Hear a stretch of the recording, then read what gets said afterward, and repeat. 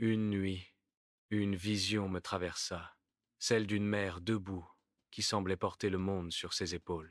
Son visage fatigué, sa coiffure négligée, tout en elle trahissait la vie d'une femme qui n'a plus le loisir de se soucier d'elle-même.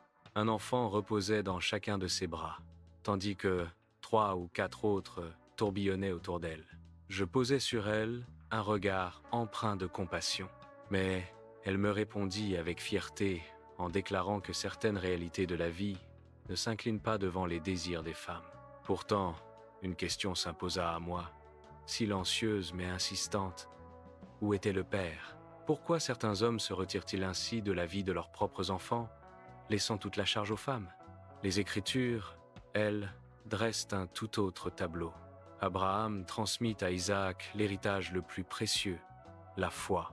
Elkana, humble et lucide, ne retint pas Anne lorsqu'elle offrit Samuel au temple, car il reconnaissait la main de Dieu sur cet enfant.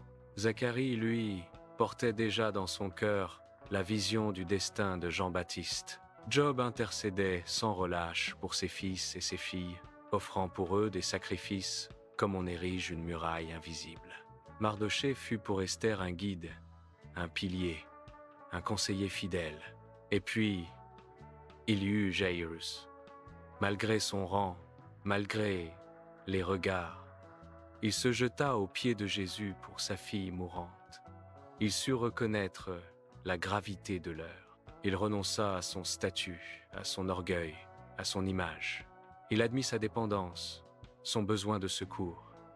Et même lorsque tout semblait perdu, il ne renonça pas. Être père, ce n'est pas seulement engendrer des enfants, ni les couvrir de biens matériels. C'est se tenir comme une sentinelle dans la nuit.